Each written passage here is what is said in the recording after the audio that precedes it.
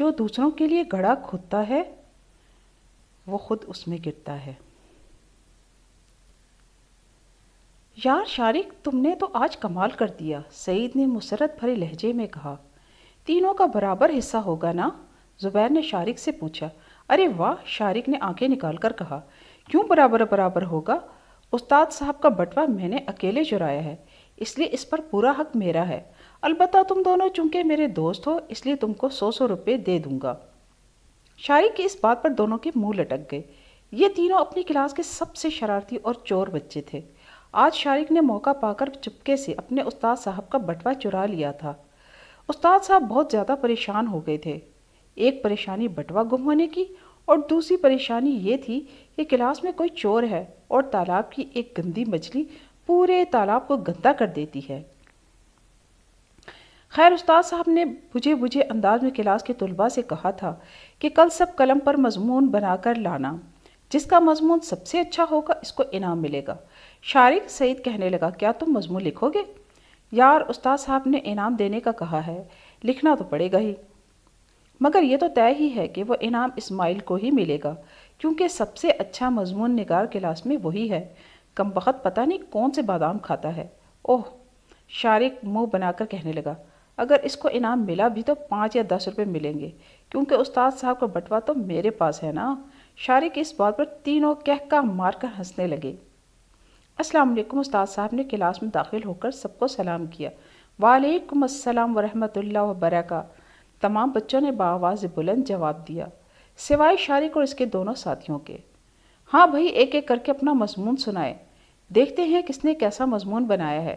یہ کہہ کر استاد صاحب نے ایک سے مضمون سننا شروع کر دیا۔ ہوتے ہوتے شارق کی باری آئی تو اس نے اپنا یہ مضمون سنایا۔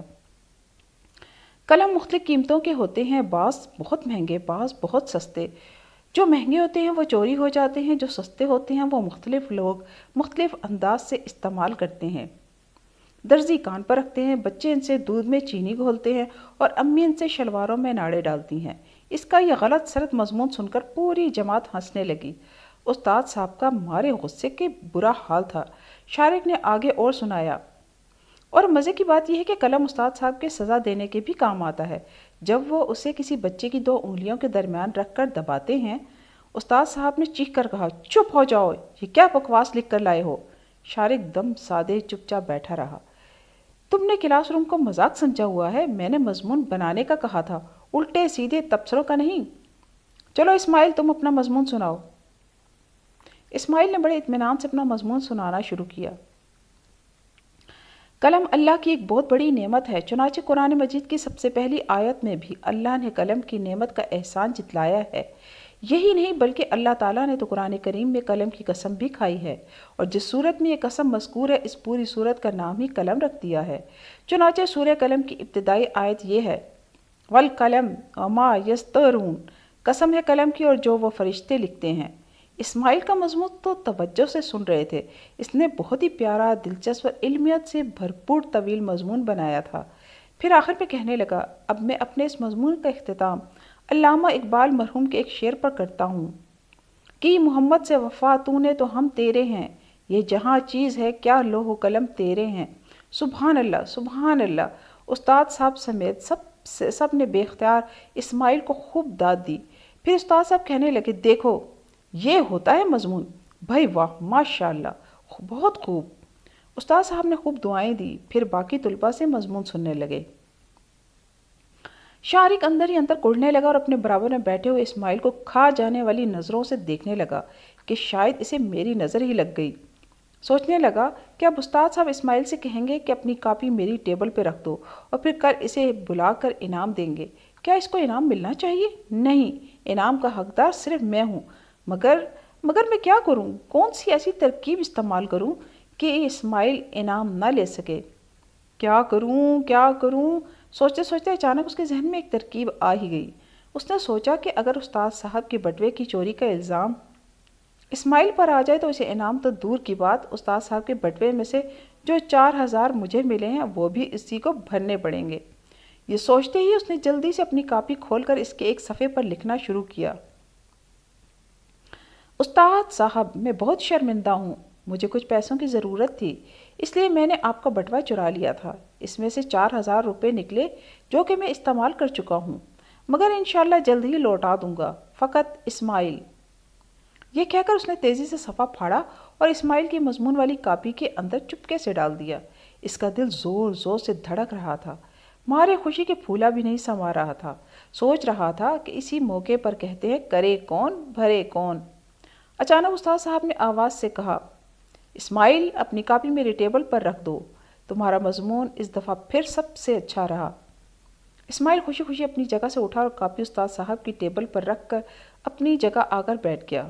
شارق دل ہی دل میں مسکرا رہا تھا، وہ جانتا تھا کہ اب اسماعیل کی خیر نہیں۔ مبارک ہو بھائی اسماعیل، تمہیں انعام ملنے والا ہے۔ شارق کا اتنا میٹھا جملہ سن کر اسماعیل جواباً مسکرایا، لیکن مسکرایا تو صحیح مگر حیران بھی ہوا، کیونکہ مبارک بات تو دور کی بات، شارق تو اس کے سلام کا جواب بھی نہیں دیتا تھا۔ اچانک شارق نے دیکھا استاد صاحب اسماعیل کی کاپی میں سے اس کے رکھے ہوئے کاغذ کو دونوں ہاتھوں سے تھام کر بڑے غور سے اس کو پڑھ رہے ہیں۔ شارق کا دل خوشی سے دھک دھک کرنے لگا۔ استاد صاحب آہستہ آہستہ آئے اور اسماعیل کے منہ پر زور سے تماچا مارا اور کہنے لگے، تم تو چور نکلے، تم نے میرے سارے اعتماد کو پانی میں بہا دیا، اور پھر ایک اور تھپڑ مارا۔ شارق خوشی اور جوش کی ملی جلی کیفیت میں کھڑا ہو گیا۔ اچانک اس کو اسماعیل کی آواز سنائی دی، کیا ہوا شارق؟ یہ تم بیٹھے بیٹھے اچانک کھڑے کیوں ہو گئے؟ اسماعیل کی آواز سن کر شارق کو جیسے ہوش آ گیا۔ وہ خیال ہی خیال میں کہاں پہنچ چکا تھا، جبکہ استاد صاحب ابھی تک اسی کاغذ کو دیکھنے میں مصروف تھے۔ اچانک استاد صاحب کی آواز گونجی، شارق ادھر آؤ۔ شارق حیران پریشان استاد صاحب کی طرف جانے لگا۔ وہ سوچ رہا تھا کہ یہ کیا، بجائے اسماعیل کو بلانے کے مجھے کیوں بلائے جا رہے ہیں؟